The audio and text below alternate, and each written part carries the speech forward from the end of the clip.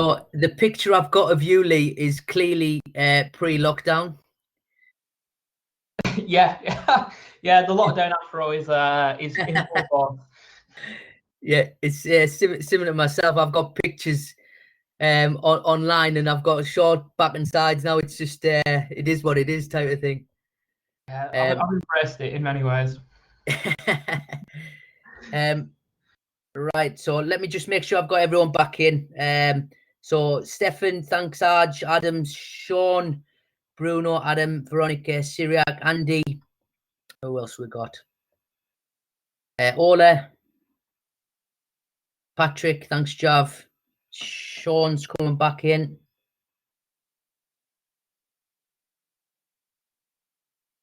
Okay, right, we'll get on. Right, so everybody, this is Lee. There's a quick shot of him pre-lockdown. And Lee's the founder of Essentialise, wellbeing consultancy organisation. Top 50 BAME under 50 entrepreneur. A public speaker, radio host, and he's also got a published ebook. He's got a website as well. And what I'll do is I'll put this the website in the public chat if anybody wants to go and have a look at Lee's website after this. Lee, it's great to have you. Please, looking forward to what you're saying. So if you could carry on, that'd be great. Yeah, pleasure to be with you, Carl, and pleasure to be with you all this morning. So yeah, I'm Lee Chambers, and I think the best way to start is to just give you a very quick run through of my background. So I studied international business psychology at university, and then went out into the world of corporate finance. Lost my position there in the economic crash of 2008, and that put me into a position where I set up my own video game business, which at its height, I was working with 13 employees remotely. So I've got a leadership vision from there, but also from my time in corporate finance, I then moved into local government, into charity, and actually had a period of time working in elite sports. So my kind of industrial knowledge and experience of leadership also kind of brings in different elements to my overall vision of leadership for the future. But also I've been through some personal adversity. I lost the ability to walk a few years ago and had to relearn. I've had some significant mental health challenges. And I suppose when I kind of consider what I am and try to piece it together, I am an entrepreneur, but I'm also a scientist. And in a lot of ways, I'm a philosopher as well. If you mix all those together, that in so many ways gives my modern interpretation of leadership. So when Carl asked me to be part of this, my vision for 21st century leadership is really the return to being human. So we have a lot of models to reference from, and a lot of those models, you're able to pick out significant areas which really resonate with you to bring forward. Naturally, that comes with the ability to kind of almost create a fusion of leadership in your own vision. So I really see leadership as the ability to inspire others and empower others. And that really is what leadership is at its heart. And I just want to kind of run through a quick vision, a number of points that I kind of picked up when I've managed to reflect back on the leaders that I've experienced in my life, my own time leading, and what I've seen and experienced throughout different industries, how things are, slightly nuanced, and how actually things have changed over the past 15 years. So the first part I really want to dig into is, as a leader, leading yourself first is massive. As we kind of look towards a world where your perception and credibility as a leader is actually built from the ability to be congruent. So if you're advertising and putting a compelling vision out there for your followers, then they actually want to see that you follow and are magnetized towards that compelling vision as well. And the ability to lead yourself first, the values that you project also need to be values that you live by, because we do see it more often than not. I do a lot of work with Essentialise around organisational culture, where we have a set of values on the wall, a vision written out in a lovely paragraph. The senior leadership team are not actually seen to be congruent by the employees as actually living that vision and values on a daily basis. And, humans are able to smell when people are not following the tracks they are ploughing and telling other people to follow. So that ability to lead yourself first and be able to express that. So a lot of leadership is actually the ability to kind of express the ability to push forward. And I suppose as I kind of dug further into my own leadership journey and my own experience, what I've realised is that leadership development and self-development are heavily interconnected, very much interwoven, and actually very much parallel pathways on a journey in life in areas to develop. Because if you're able to model the way as a leader, that gives other people so much autonomy to model their own way while still aligning with those values and vision, and actually attaching those so they can more powerfully drive forward in terms of performance and also feel valued and appreciated themselves. And again, when you create that compelling vision as a leader, it's not in isolation. It's the ability to bring a compelling vision together and drive forward as a unit. So another point that I really kind of anchor into is leaders really need a noble purpose, because sometimes in the leadership world, it almost becomes about you as the leader, but actually it's not really about you, it's about what you can give. So that ability to actually give to the people who you are leading, your followers, and actually able to really kind of push forward, because in a lot of ways, to be a leader, you actually need to be a bit of a hero, but not a hero in the sense of the cultural definition of a hero nowadays, the superhero in the movie saving the world, but actually taking it back to the etymology of hero. What does hero actually mean when you take it back to its root? It actually means protector, and someone who has the strength to take other people with them. And in the modern world that we live in today, as a leader, you will be bringing people with you. You will need to have the capacity to take your followers on a journey. And you know what? Those journeys are not always upward trajectories. They're not always successes, but the ability to take people with you and really embody that noble purpose in life really helps people to connect to you, to connect to the journey, and actually helps you envision and create something that people are able to anchor into much more powerfully. If we look at 21st century leadership and how things have changed over the past 15 years, like Carl alluded to earlier, possibly the biggest concept that needs to be considered is credibility, because that has been significantly eroded with the cultural vision of a leader now standing on stage and not actually being congruent, not actually saying and speaking from themselves, but actually sometimes almost saying what other people want to hear. And if you kind of look at credibility as a concept, it's actually your character as a leader that will define that base level credibility that allows people to start to trust you, feel that you have the expertise. And I like to again look at, where does the word character come from? It actually comes from the Greek word for chisel. And our character is something that we're continually working on. I like to almost envision that the best leaders in the world, the ones who are revered and respected, now have a statue somewhere meaningful to them. And in their leadership journey, every single day they were taking that fine-tooth chisel and chiseling that statue of themselves for the future, because leaders are continually fine-tuning and developing themselves. And that's how you maintain credibility. You have to be quite agile as a leader, and you have to continue to make very minute adjustments. And I want you to kind of imagine, by the end of your leadership journey, your statue will look like that version of you that you want to leave behind for legacy as a leader. And the best leaders do that every single day, not thinking too far in the future, but actually working every day with that fine-tooth chisel to refine, to continue to develop, to grow, to be able to look at things as a challenge instead of a threat, and how they can step into that.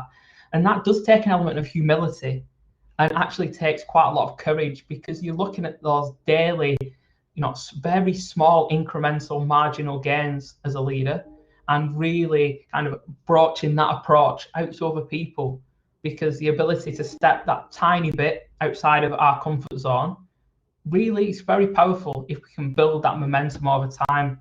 And there's one thing that I so often say in some of my leadership work, and it's really simple concepts, but do what you say you'll do. That's how you become credible, by simply doing what you say you'll do. and being present with people, because we live in a world full of distractions.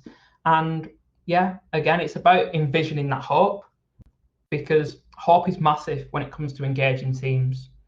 If teams feel hopeful about the future that the leader is projecting, the 67% likely to be engaged in that vision. If the leader doesn't inspire hope and optimism in their followers, 1% will be engaged. So that's an absolutely massive selling point for hope as a leader. You've got to generate that. And that comes from really finding a way to embody that in your own leadership, but also to create agency in the followers and almost have them start to lead themselves. And that agency comes forward. And as a leader, it's actually about helping them to open up different options. Because if we only have one option and it doesn't work, we feel quite fragile as human beings. But if we start to be able to open up plan B, plan C, really, if we can look at infinite pathways to get to, a solution, a destination, something we're looking to achieve, then all of a sudden we become more than resilient on that journey, because we actually feel that we have potentialities, possibilities, and different ways to get to where we need to get to. And I suppose, again, I am a massive advocate of human as we come towards the end, but leaders still need process. Leaders need functional optimism, not naive optimism. They need to be anchored and embrace reality. But at the same time, those small wins and progress that you can make when you actually are functionally optimistic, that creates the momentum in teams. That's how leaders can really generate progress. Small wins, micro wins, but always just gradually moving forward and developing. And leaders take real ownership over that. They bring the best selves. They really do commit. And so often they are solution focused, because they've got to be able to, make decisions. A leader who doesn't make decisions is not a leader. And sometimes speed is a force in business. I know that myself through my own journey. I've had to make decisions at speed, especially over the past year. It's been a very dynamic environment. But those decisions at speed, while still having emotional intelligence on the move, to be able to see and make a quick decision, but still understand of the people in the shoes who that decision will impact, looking out to the different stakeholders, from employees to society to partners and collaborators, all the way across to things such as the people who've invested in you and the people in the wider ecosystem, is increasingly important as we become more conscious as leaders. And if there's one thing that I want to leave you with as we kind of look at leadership in the 21st century, the best leaders are iconoclastic, which is not a word that's often heard, but it's absolutely vital if we look at the neuroscience of leadership. So leadership, you have to have a certain perception of the world, because the leaders who make a difference are able to take that perception and step back out of culture, to actually take themselves out of the bubble and disconnect, quite often through solitude or finding ways to create space in the world. But they're able to look at what's conventional and actually take a step back and look at what's missing. What, as we move in the the circle, the speed of life, are we actually not taking advantage of? What problems might we approach in the future that we can't see when we're in motion? And the ability to actually identify that and start to take action as a leader is that forward-thinking approach that really kind of shines in so many ways. But as soon as you step out of what's conventional and have to make a decision and execute something that isn't, in cultural and conforming standards, you also need to be able to manage your fear response. Because for you to action that, you are going to get significant pushback. It takes a lot of courage to go against the grain, to be able to step out from the pack and feel exposed and vulnerable. But vulnerability is massive when it comes to leadership, because you need to also show that as a way to engage people in your human side. And finally, once you're able to manage that fear response, step outside of convention and execute things that are not currently trending, they're not the norm, they're different. It feels risky, but if you're brave enough to do that, you then have to build the social intelligence to navigate those challenges because quite often you won't see the benefits, the fruition of doing that until it starts to become adopted further down the line. And there's one thing as we come towards the end of this that I want you to remember and probably take away, is that there actually is a bit of a secret ingredient in leadership. And that secret ingredient, you probably won't be able to guess it. But for me, secret ingredient in leadership is love. We should love what we do. We should love the people that we do it with. And more than anything, we should love taking our purpose out there, creating a compelling vision, and traveling on that journey, looking to love every minute through challenge, through adversity, because we can continue to grow.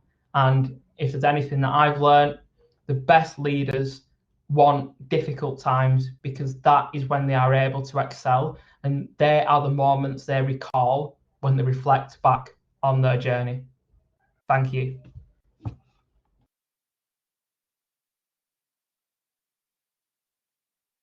Oh, Lee, that was fantastic. Yeah, thank you very much for that. What we'll do, everyone, is if you've got questions for Lee, just note them down, and at the end, when Ashley's finished, we'll bring all questions in, and you can maybe direct them to the speaker that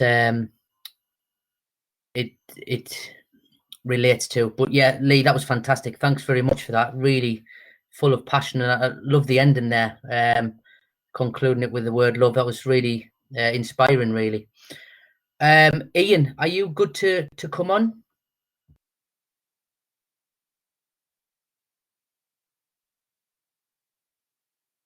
Is Ian?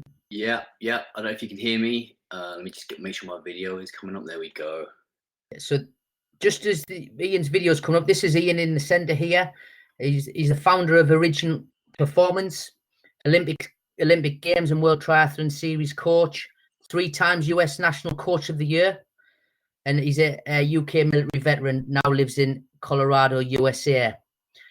Ian, it's great to have you. Really looking forward to what you've got to say. So yeah, fire away, please. Thanks so much, Carl. Thank you, everyone. And thanks especially to Ashley for inviting me to speak to you guys today. So my background, as you can see on there, is pretty varied. So I started off with in a military background, moved over to the United States. I became a coach at the Royal Military Academy at Sandhurst before I moved to the United States and started work at West Point, which is basically the American version of Sandhurst. And from there, I've kind of just made that team national champions, and then got picked up by Team USA as a national coach.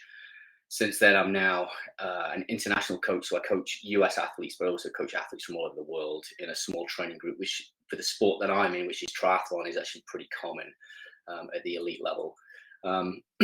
We're now currently in the final lead into the Tokyo Olympic Games. Obviously, COVID has kind of set things back, but we're working through that. So my talk today is about the belief process, and it's something that I've nomenclatured a little bit myself, and I've taken stuff from the GROW model, SMARTER model, and other areas to kind of like finalize how I facilitate coaching and training of elite athletes.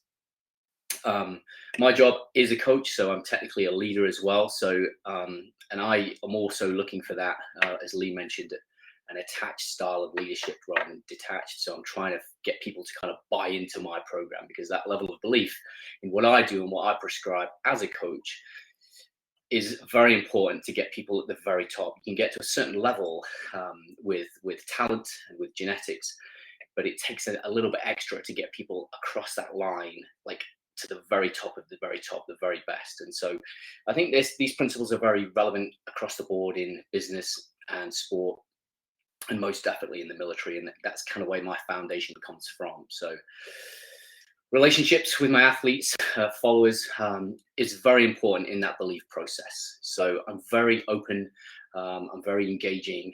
They have to look at me in a specific way, which gives them confidence for them to actually operate. And you'd be really surprised about how much vulnerability that requires for a person, and to believe in me and completely give themselves to a program to facilitate that success. And what I kind of like would call that is, it's like being a rock. Like So, for example, I've had like numerous over these last few years. I've had numerous guys break 10-year standing US records, and every time that's happened, they celebrate at the end of the race and they're going crazy and all this stuff. And they come straight to me and they were like, "Oh my God, we did it. I'm like, "Yeah, good. Right, now we've got to do better." The same is when they're not having a good day and, they're crying or something's going wrong, or maybe something happened in the race. They possibly had a crash or something. And I have to be the same person. I have to be that rock. So I have to be stable. They come to me and I'm like, okay, now we're going to move on. We'll figure out a process and then we'll go from there. I don't get too emotional. Like I'm very energetic in what I do, but I think it's important as a leader to be steadfast, to definitely engage and have emotional intelligence, have empathy, and to enable people to be effective followers. But I think it's also important to kind of like step back a little bit and just be that subject matter expert who's always there behind them, giving them what they need, and then they'll always have that confidence in you. So that's kind of one of the things I do, which is I call it the rock. And I'm also trying to bring in all those leadership qualities. Like I'm honest all the time. Like I'm very, very self-objective. I live by specific standards myself, the same standards that I expect in my athletes. I'm always thinking ahead, always forward thinking and thinking about how I approach the next task. And I try to do that more than athletes because I like athletes to live in the moment. Kind of reduces anxiety. We can't affect what's happened in the past, and we most definitely can't affect what's happening in the future, although we plan and we goal set. But it's my job to be more forward thinking. It's their job to stay in the moment and be the best them at that moment. That also helps in the belief process. Obviously, I have to be competent. I have to know what I'm doing all the time, every time. And if I don't, I'm honest about that. So I'm always coming back. Let me get back to you. Let me figure this out. Okay. Because they then will look at you and go, all right, this guy's not full of wind. And it's very important. So what my process, which I'm going to talk about in a moment, is not the same as like the grow model. Because I think the grow model is more geared towards somebody leading someone who's not a subject matter expert, but taking them through a process to then have an end result and a performance outcome. This is more, I have to be a subject matter expert. I have a team of people around me, sports scientists, sports psychologists, nutritionalists, all sorts. I have like a team of people that I, as a coach, at the world level, have to kind of like control and make sure they're all in on this process too. This isn't just me and the athletes, it's the whole ecosystem of how we operate. And I think that's the same in any team. If you have everybody drinking the same Kool-Aid and living by the same values and standards, then you get a far greater level of belief.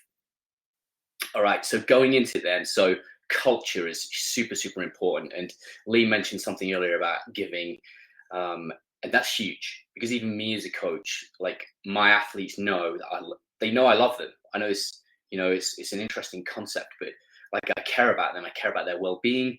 I'm there for them all the time. Like I coach 21 sessions a week. Like I travel all over the world.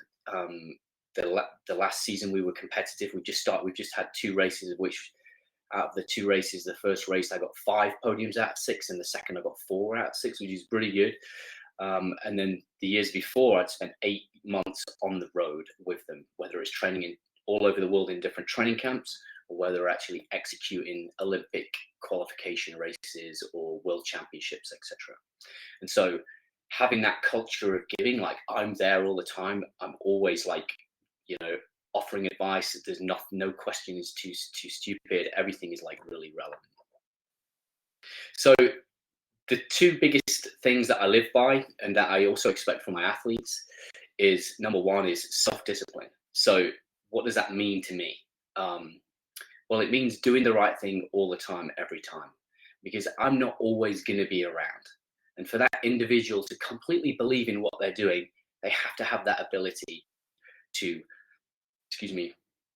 operate at the highest level. So they have to be accountable. Now, obviously, my job is to give them all the information they need to execute that, but they have to kind of live and breathe it. Then everybody lives and breathes it. And in the culture of the team, when people don't do that, people actually point that out, and it actually becomes very, very, very clear. But this has been, these 2 principles have been probably the biggest combat indicator of whether somebody is going to be successful or whether they're not going to make it at the very highest level. So self-discipline, do the right thing all the time, every time. Doesn't matter what it is, whether the coach is there, whether the coach is not. The second one actually is very similar and obviously associated is accountability. So accountability, the way I look at it, is a constant finger on the pulse, a self-assessment. No matter what you're doing, you're constantly reevaluating. Am I doing the right thing? Am I living by those values and standards? Am I achieving the aim? Is this going to set me up and give me what I need? Am I setting the conditions for my own success? And along with that comes giving, and am I setting the conditions for the team's success? And yes, I have athletes from all over the world, but we function as a team because we rise everybody up and everybody goes into races together, which is very important. That also alleviates anxiety, and relieving anxiety and stress hormones also has a really good performance factor because then it takes away that anxiety. The actual process itself that I use, so those are the two principles that we live by, self-discipline and accountability. But the actual meat and bones of what I call the belief process, which is geared around goal setting. So we go through the SMART model first, and then we start to think about how we can intricately take those goals that we're trying to achieve and get to that really high level. So we make them specific, measurable, achievable, relevant, within the time frame applicable. You know, we evaluate as we go along. We make changes, of course. But the biggest thing, and I'll just give you some examples, is the start of this process is to be bold. So basically, whenever you ask somebody to do something, like it's a challenge. Like I'm looking for people and I select the best people. I've taken people from like juniors who've been high school athletes, and I've taken them all the way up to world-class podiums because of this process. And I've got probably 30 US national champions, and I've got national champions from all over the world. But it's having this ability to follow this process has made that really, really important. And not only that, people see what's happening and they want to be a part of it. So if you can create something that's special and people want to be a part of that, it increases that belief potential. So the first principle, the first thing I use is to be bold. Now, what do I mean by that? So obviously we've gone through goal setting, and then it could be something as simple as turning up for a lecture at school, or going to a swim session. And for me as a coach, and that's a good example, I'll stand up in front of the board and I'll have the session all written out, all ready to go. And I've designed it and I've thought about it. And I'm like, I'm trying to get an outcome. There's aims, incentives, and reasons why I'm doing this. And then my job then is to get people to believe in it. So the first thing I expect people to do is to look at this and go, and a lot of the time, especially if it's really hard, and it could be a run, it could be a bike session, it could be all sorts of stuff. They're going to look at it and go, oh my God, that looks really hard. That looks really hard. And what I want them to do is be bold. All right, it's hard. My job then is to break it down into micro goals, if you like, and go, okay, this is the warm up, this is the prime, and this is the execution of the main set. When I go through each thing, this is what we're trying to achieve here. And then I will break down micro goals within each individual part. So there may be different parts of that swim that I break down exactly what they're achieving. And so what happens there is they start to focus on those micro goals, not the big picture and how daunting the session looks. When we execute this, I then, as a coach, keep my finger on the pulse. I remain accountable myself, and I make sure everything is going the right way. By the time we get to the end, that them being bold and them actually going for it and challenging themselves and looking at it as a challenge, not a threat. By the time they get to the end, it's like every time, not everybody achieves everything. Not every session is a success in terms of like they've hit all the numbers, because sometimes we need to fail to grow. But in this example, they get to the end and they're like, wow, I did it. And that's what happens. And they're all together talking like, oh my God, like, well done you. This is great. And then at the end, they're like, thank you, Ian. I'm like, you got it. So step number one is be bold. That's really moves on to the next thing, which is then you need to repeat that process, because that's already started that little level of belief, whether they believe in me or they believe in themselves or they believe in the team. And so we repeat that process over again. So in everything we do, I ask them to be bold. Okay, so it could be how you execute like your own tasks in a workplace. It could be what you do in a session in a sport, or it could be how you execute something in a military environment. Trying to be bold and trying to hold on to, even if you don't feel confident at this stage, and this is what we're trying to build, that's what the belief process is about, it doesn't matter. Like, having the ability to go in and try is step number one. So step number two is repetition. So we're repeating being bold. So we just keep doing that every day. And like I said, I coach 21 sessions a week, but I also talk all the time with my athletes. I'm engaging all the time. I'm like, I usually ask two questions. The first one is like, how do you feel? And they'll be like, oh, I feel great. I feel great. I'm like, okay, what are you thinking? And they're like, well, I think I went a bit too hard yesterday. And then, you know, I'm feeling a bit tight here. So you get two different things there. So I'm constantly, whilst I'm going through this process of being bold, is keeping my finger on the pulse. Okay, once you've repeated that process of being bold, the next thing I kind of look at is, or what actually happens is that repetition starts to already create belief. And the belief process isn't actually fundamentally about belief, which sounds crazy. So what I'm trying to actually achieve at the end of this is control. Because control is where the magic happens. That is where I'm trying to get people at. The belief cycle is just part of that level of control. So I repeat being bold. That repetition creates belief.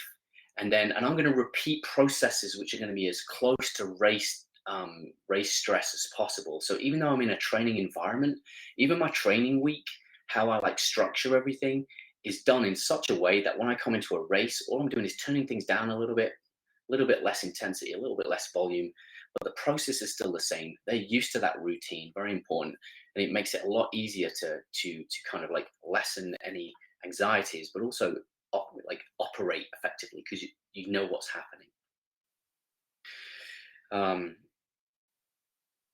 So I think, you know, and ultimately we're still trying to think about the performance outcomes here as well. So what happens then is repetition creates belief.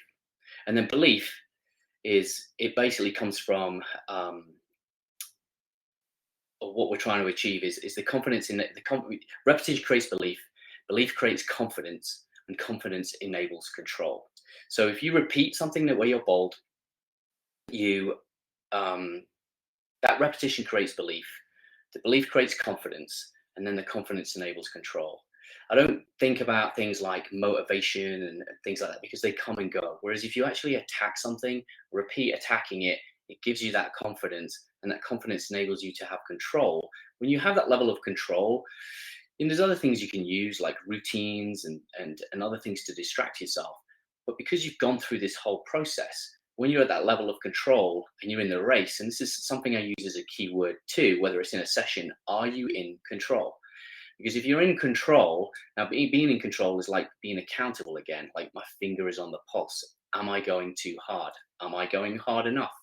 And then when that equates to being in a race and I'm on the sidelines, like calling out, are you staying in control? They're like, okay, this is my mental focus, along with other mental focuses that may have from their own psychologists. It keeps them in their place. So I figured out my goals. I've got them to attack them by being bold. We repeat being bold. That repetition creates belief. Belief creates confidence, and that confidence enables control. And that's kind of it. I mean, it sounds pretty simple, but that's probably the biggest reason why I've been successful as a coach, is getting people to have that buy-in, combined with the culture and my own leadership principles and how I operate as a coach. So thank you so much for listening, and I hope that was helpful.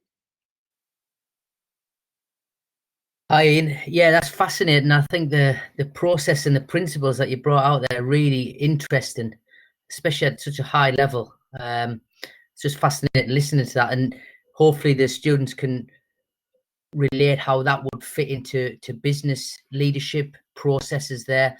But yeah, I'm sure I've got a few questions down. Hopefully the students have got a few questions for you after Ashley's finished as well. But yeah, thanks very much for sharing that, Ian.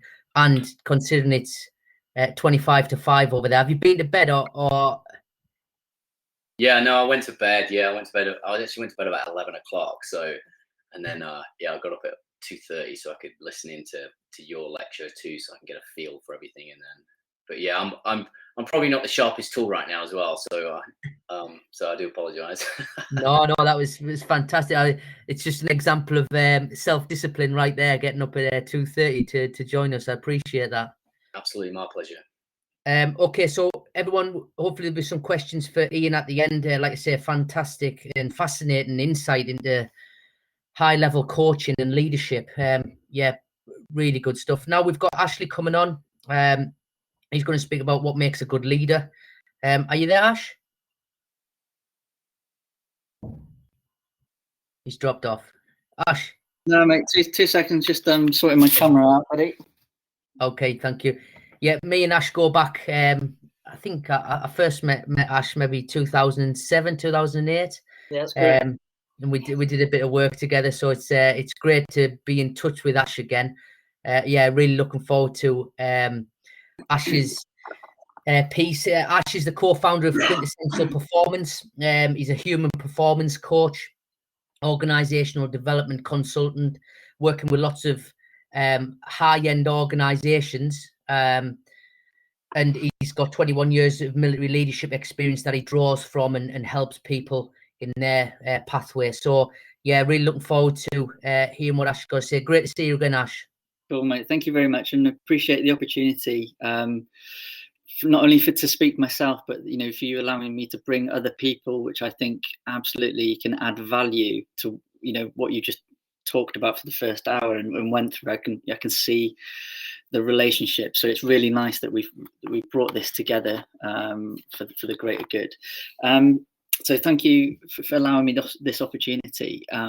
I'll keep it short and sharp because Lee, and I knew this would happen, Lee and Ian have covered a lot of the things that I wanted to do, which is nice. And I just want to round off with a few questions for everybody that's on here, and the self-reflective questions. But before that, I do that, I want to sort of suggest that the first rule of leadership or being a leader is that you have to do your job, and that job is to lead. And that is essentially it about being a leader. But then tying it back to what Carl was talking about earlier on, you have to have followers in order to be a leader. And if you don't have followers, then you're not a leader. So that, it's really vital that those 2 points there. And unlike some leadership so-called gurus, I don't dictate X, Y, or Z what I believe is a good leader. I like to ask questions, and I ask 7 questions. And the reason I ask 7 is because research suggests that cognitively we can understand 7 chunks of information. So there's a trend in there. And from a military perspective, we used to have a 7 questions around formulating a strategy. So I think it sort of rounds it off nicely. So the first question is a self-reflective question, self-awareness question, and it can be linked back to the work of Chris Argyris and Donald Schoen, 1978, about reflection in action. So we all understand reflection on action, which is after the fact of reflecting on what we've done after we've done it, and learning about the where we went well and where we didn't, to improve it for the next time. They suggested to be more present, and links back to their double leap learning methodology, for a leader or anybody to reflect in action. And so the first question I ask is, what do you do when you do what you do? Bit of a tongue twister, but what do you do when you do what you do? And so as a leader, whenever you're interacting with your environment and the people that you're leading, you will be having an effect. Even if you're just stood there observing, you become a part of the environment and therefore affect it. So as a leader, you need to understand what actions or what effect that your actions are having in the moment. And a prime example of this is having a conversation with somebody, understanding the effect of your body language, your presence, your tone, your pitch, the words that you're using, and the language that you're using, and reading the effect that that is having instantaneously to the environment at the time. Understanding that feedback and then changing the way you're saying it, your presence, the tone, everything that I've just mentioned, in order to get the effect that you intended in the first place.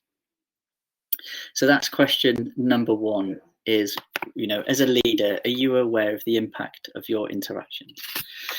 Excuse me. Moving on to question number 2, and Lee's already gone through it really, really well. But question number 2 is, what are your values? And they're not the values that, like he said, we all have them stuck on the walls, or they're in the information pamphlets, or the preces of the courses or the universities or the organisations we're working at. It's not those. They're the values that you hold true to yourself. And if you're unsure of what these values are, ask the people around you and they will tell you, because you display in your actions and the things that you do and your behaviours, that is where we see your values come true. And it can be linked to the theory of values-based leadership. Okay, and the disparity sometimes between what people say and what people do, whether they walk their talk or they don't. So the question is basically, as a leader, do your values drive your leadership style? And how do you measure yourself, and to what standard? So that's question number 2, is what are your values? Question number 3 is really important for any organisation. It's what do you do to promote a learning environment? The current crisis that we're all going through is going to be a massive research project for many years to come, as was the financial crash in 2008, 2009, as there's so many things before. Because the world is continuously changing. We live in a volatile, complex, unpredictable world. Okay, and so organisations have to react to world change in order to survive and thrive. Now, organisations are just a collection of people, so it's all about people change. Okay, and so organisations need to have to become a learning organisation.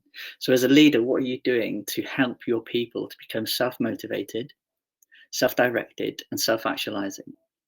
Because if you can generate that in people, they'll be more motivated, in line with the vision of the organisation and aligned to the values, if they've assessed it themselves and it's in congruence with it.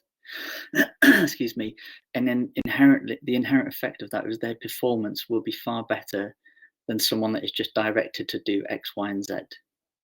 Because we're all people, and then if we're passionate about things and we take ownership of it, we are going to perform better, rather than being told of what we have to do. So as a leader, question yourself, what are you doing to empower those around you? And what are you doing to ensure that your team not only survives, but goes on to thrive in whatever sphere that they're in?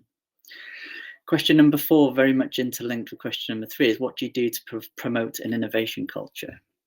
I'm sure we've all heard the term of innovate or die, and it is absolutely true. And there's countless examples, but the one that I like to spring to mind is Kodak. I can't remember the year, but you can Google it, you can research it, and you might already know it. They were the first ones to trademark digital photography. They came up, it was their intellectual property, they copyrighted it, they trademarked it, they protected it. What they then did was leased it or licensed it out to other people to use. What they failed to do was innovate on their own ideas that they already had and actually implement it in their business strategy. So when the patent ran out, everybody just copied it and did it and did digital photography. And the story is there for everyone to read. So you have to innovate or die.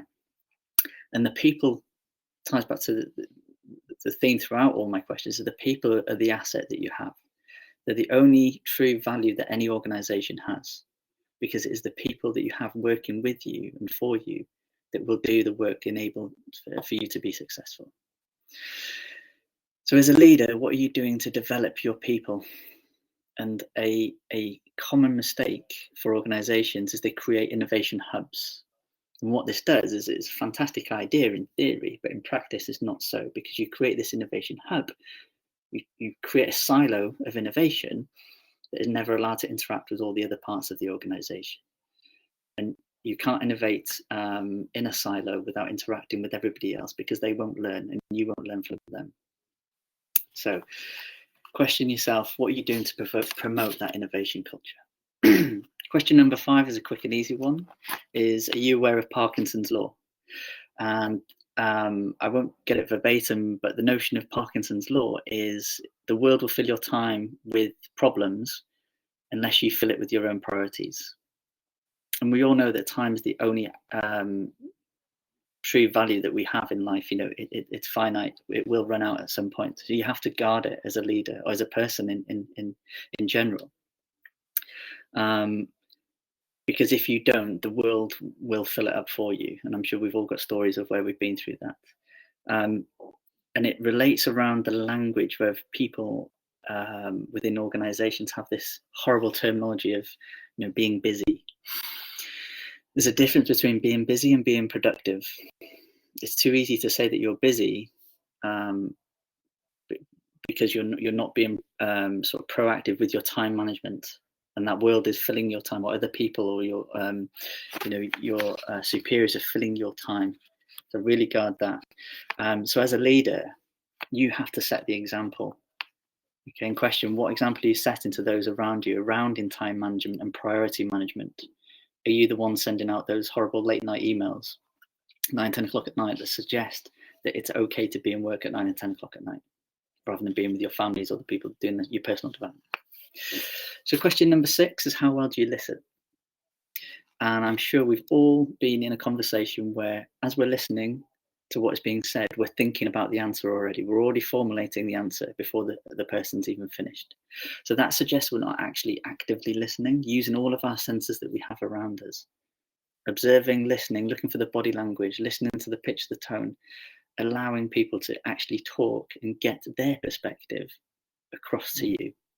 Whether you agree with it or not, stop, take a step back, open up and listen with the whole of your body. And then you will get a better understanding of the perspective that is being given to you from the person that is giving it. So as a leader, you have to question yourself, are you really listening, or are you hearing what you want to? Because the more we listen, the more inclined we are to learn. Final question then, the question number 7 is, what is your purpose? Okay, this is, why do you do what you do? Not as much of a tongue twister as the question number 1. But you have to find out what is the root cause of driving you to do what you do. What makes you get out of bed every morning when you don't want to? You want to take that extra 5-10 minutes, but what's driving you? What's that purpose every single day that drives you as a leader? And are they in congruence with your actions, in congruence with your purpose as well? And for you as a leader, and I think Lee touched on it as well, you have to reflect, or you have to figure it out yourself. Because if you understand it and you open up, you allow yourself to be vulnerable and share this with others, they will then understand you better and then will help to keep you on your path. And they will help you to strive to get the goals to where you need to be. So as a leader, you have to question yourself, is everybody else aware of my purpose and what we're trying to do here? And that's it for the questions. And that's, like I said at the start, the self-reflecting questions for you to ask and the continuous improvement, because leadership is an emergent property. You just don't learn a leadership style and that's the end of it. You have to adapt and change based on the context and the environment that you're in. One final quick story that I learned very early on in my career. I always used to, in my military career, I used to look to chess as sort of the ideal way to be a good military leader, because it talks about strategy and everything like that. And whilst it's good for strategy, it's not very good for leadership, because you have to move the pieces physically around the board. So if you're not there, nothing really happens. And it wasn't until I heard the story, I think from General Stanley McChrystal, about leader being a gardener, where you plant the seeds, you create a safe environment for growth, you provide nutrients required, and you allow nature to be nurtured. And that is how you can be a good leader, allowing nature to take control and do what it needs to do in the environment you've helped to create. So as a leader, I implore you to go out and tend to your gardens with care and attention. Thank you very much. Hi Ash, that's great. Real nice analogy to finish off with there as well. If you could just stay on camera, that would be really good, Ash. And Ian and Lee, I don't know if you're still available to join us on camera. If we've got some questions, I think that'd be really good. Oh yeah, I'm pleased you've put them in the chat. Actually, I did write them down. I was going to sort of steal them because just while the guys are getting back up on the camera, I think what's been fascinating, again, Ash, thank you very much. It was really fascinating listening to you.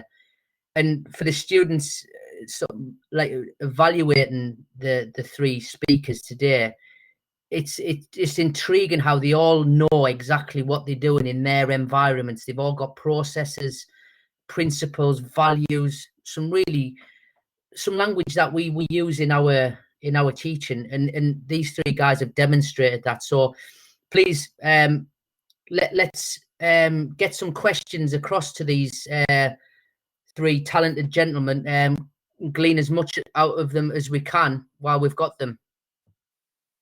So yeah, come on the mic, anybody, or type in the chat. Please fire away. Good morning, gentlemen. Thank you very much for your time, and I really appreciate Mr. O'Brien for giving us this time in his morning. Just a quick question for Mr. O'Brien, as I want to be a coach, and it's more like a personal coach. It's what are the risks that you took when you start your career, and what you sacrificed to become what you are today? Thank you. All right, that's actually a very good question. So part of my job is I also do mentorship and leadership for national governing bodies. So I work heavily with USA Triathlon as a coach educator. So I've done loads of presentation videos and stuff on how to coach the sport specifically. And one of the things that actually during those, and I worked at the US Olympic Training Center in Colorado Springs for 4 years as a national development coach. And one of the questions, or one of the things that's kind of apparent with how to do this is what does it take? What does it take to become an elite coach? Not only an elite coach, because there's probably 7 other groups like me in the United States, but there's no one at the level that we're at. They don't have the same as what we have got and what we've developed. And in terms of what I've sacrificed, I think, to get to the very top, I've sacrificed exactly the same as my athletes. And I think that's probably the best way of answering it. What they have to do to achieve what they need to achieve, I need to do the same. And I actually need to go a little bit further. So, for example, in 2019, I was away from my family for 8 months of the year. So it was very much like being in the military. So I spent 8 months on the road, whether I'm doing training camps in California, in Girona, Spain, or in Mooloolaba, Australia, or New Plymouth, New Zealand, or in Japan, or whether I was actually in England as well. I was in England for a short period of time and actually got to see Ash that year, so that was good. So it just, the way I operate is I'm relentless. For me to get the very best out of my people, I have to be one step ahead. So I'm relentless in everything I do. I move with purpose. And yes, it takes a lot of sacrifice, but I've been very lucky to have people around me supporting what I do and believing in me. And that's another thing, is finding a team. And even my partner, she's phenomenal in everything that I do. So yes, if you want to become a coach and you want to get to the highest level, be prepared to do everything you can and put yourself in the right position. For example, I moved to the United States in 2010. No, so late 2011, and I wasn't even going to be a coach. I was already coaching anyway in the British Army and doing some other stuff too. I've been an athlete myself. But that wasn't going to be my goal. My goal was to go back to school, get a master's degree, and then go from there. I wasn't even sure what I was going to do. And but I started working at West Point as a volunteer, and then they liked the way I operated and offered me a head coach job, which is a big deal, especially for that establishment. And I took that on, and then I made them national champions. And before they took me on, or as they were taking me on, that was the point when I realized, okay, this is going to take a certain level of commitment to do this right, because I'm the type of person I want to do everything right all the time, every time, as best I can, and give. And I think by doing that, it naturally just fell into place. But I also put myself there. So I took that opportunity, and I'm like, okay, if I'm going to take this job on, I want to make them national champions. And that's what I did.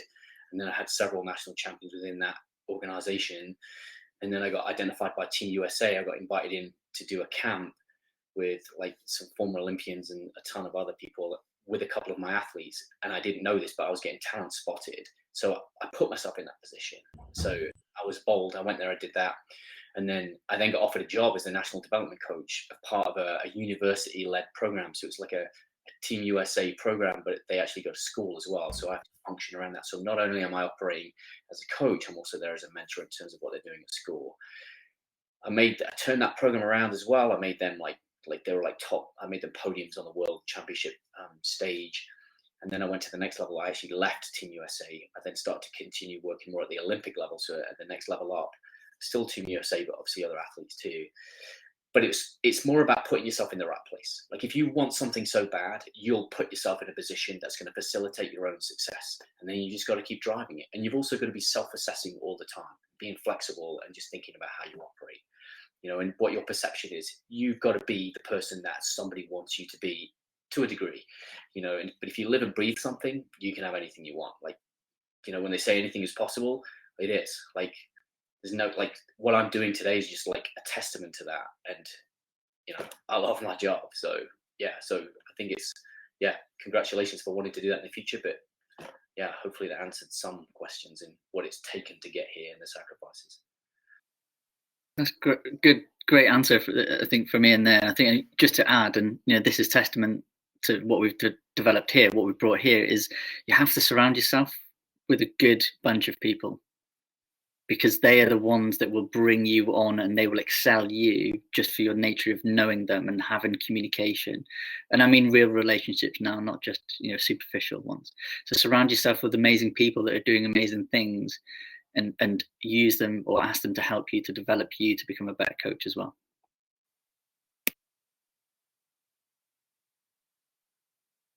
Anybody else with a quick question? My question is to all. Thanks again for being here. Anyway, so my question is, what are some of the difficulties you face as a leader? So you can give one example each. That would be great.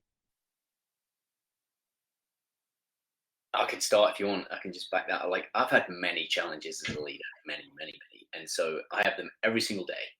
And I think the biggest one is, especially when you have a work environment, you have people around you, is getting people to live by values and standards that are important to the development of the group and the team, and with the idea of achieving a mission, you know. And some people, like, I've coached some of the best athletes in the world, but they're still not right at the very top because they don't live by those principles. They don't have the best self-discipline. They don't have the best accountability. So, you know, and what can happen in a lot of organizations is people then will start to, they won't be accountable, and so they'll externalize what they're going through. And this has happened a lot, actually, where they start to look at other things as fault. They'll look at other people, or they'll start to bring people down rather than elevate themselves up. So that's been a challenge for me in terms of leadership and like how I've dealt with it. And now that's why part of these principles that I talked about today enable me to have a nomenclatured process, which I refer to. Do you do this? Do you do this? And then a lot of people actually pick up on it and go, you're right, I don't do that. I need to work on that. And some people don't, and that's unfortunate, but definitely a challenge for me. Yeah, and I kind of mirror what Orby says in a lot of ways. I think probably my biggest challenge initially is I ended up in a leadership role very early in my kind of career pathway. And for me, I ended up overly focused on strategic elements and not as actually as knowledgeable and reflective on development on the kind of human aspects of leadership. And what it actually put me was quite a lonely place. Leadership can be lonely, especially if you kind of put yourself into that position and then don't find a way to get the peer support, to get the elements of refinement, and get, you know, like Ash says so often, a team of people around you who are able to kind of not only support you, but also, you know, give you the ability to utilize different tools at different times, and to become more self-aware. Because I suppose like a massive part of my journey and what I kind of digged into when we talked is that leadership development and self-development actually go hand in hand. And as I've kind of become more self-aware, that has really enhanced my leadership. And I suppose, again, one of the other things as well is you tend to think that once you're a leader, you're there. And it's a very easy trap to fall into because, you know, leadership is asymptotic. You never actually stop developing as a leader. And as soon as you accept that, you continue to really find ways to refine, not only for the context and environment that you're in, but your own, you know, skill set and your own knowledge and really your own values, because everything is fluid. And sometimes leadership can be portrayed as quite rigid, but actually there's a massive part of leadership that is flexible. Yeah, it's a great question. My personal example is 2017 when I was a team leader, a specialist team overseas, being forced or trying to be forced to do from my senior leaders something which I knew was the wrong thing to do, and then having the courage in your conviction and looking after the people that I was leading and not taking anything, not backing down from that. And basically doing the right thing is always the right thing. So have that courage and conviction. If you're a good person doing the right thing for good intention, then it's the right thing to do. Yeah, I can mirror that. Self-discipline, do the right thing all the time, every time. You'll not go wrong. And I can also mirror what Lee said about leadership being a lonely place. I personally have formulated, this may not be appropriate, I formulated a coach's world drinking team. So whenever I go to races around the world, we actually, once the athletes are all done and ready for the race the next day, we go and have a beer and catch up and talk about all these things and all this stuff we're talking about today. We talk about, so it's more of a like another mentorship group. So finding people with like-minded missions that you have, especially at the peer level, it's been so huge for me, and also because then you have somebody else to talk to when you have these kinds of things that you're going through, and it just enables to give you a bit more depth. And that enables you to approach problems with a bit more thought and have an actual process. Thank you, guys. Thank you. Any more? I've got a long list, but I want your students to ask the questions, please. Guys, are you okay staying for a couple more minutes for a few more questions? I know we said 11 o'clock. Are you guys okay for a couple more questions? Yeah, I'm going to have to leave at 10 past, mate. Sorry, apologies for that. Okay. Yeah, I've pushed a call back, so I've got. I can stay here all day. It's no problem. Yeah, nobody's up in America yet, so Ian's okay. Yeah, sound good. Okay, I'll tell you what we'll do then. Rather than rushing anything, and if we're going to lose a couple of people, we'll sort of we'll leave it there then. I'm hoping next year, these group of students, they'll be going into level 6, so it's the final year of study. And I think what would be great is if we could get you guys back in to sort of expand and maybe tell a little bit more stories of your experience. I think that would be a great. And I think in reflection, we'll maybe give this, rather than just an hour, we maybe could have pushed it across to an hour and a half, because I'm sure we would have been able to fill an hour and a half for certain. Yeah, absolutely. I'm in for that. Wherever you're in for that, I'm there. Okay. All right then. So just to wrap up the session then, again, Ashley, Ian, Lee, it's been an absolute pleasure, really fascinating and insightful.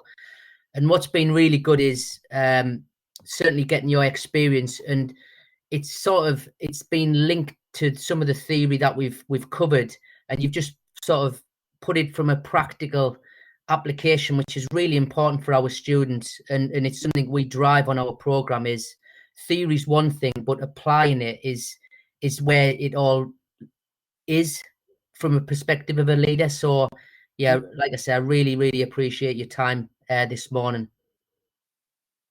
No worries, mate. Thank you very much. You're 100% right. Leadership is all about taking action. You know, a strategy without any action is just a dream.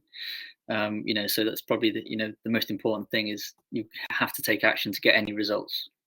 But yeah, I appreciate your time, and I appreciate Ian and Lee joining me as well. It's been amazing to hear you guys again. Thank you very much. Absolutely. Just put my email in the comments box. If anyone's got any questions or like they want to reach out or I can help in any way, just give me a shout anytime. I'm always there to help people. Thank you so much for having me. Yeah, that's fantastic. Again, thank you for that, Ian, and yourself, Lee, as well. I put the websites up on there, but having a contact. Yeah, thanks for that, Lee. and Ian. Fantastic. Lee, do you want to say anything? Yeah, I mean, I just want to say it's been a pleasure to be part of the event, and obviously the ability to give back to the leaders of the future is something that I'm incredibly passionate about, and it's great looking down the list of people, different countries and different cultures, but we need that diversity in leadership to be able to really create teams that make a massive difference in the world. So it's kind of great to see a list of future leaders there. And the ability to be even share a little bit of insight on that is a real privilege. So thank you, Carl. Oh, that's fantastic.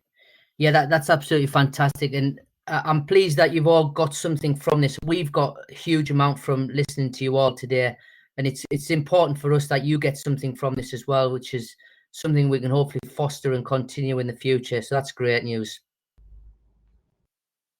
Okay, so absolutely, mate. Thank you. I'm going to shoot off.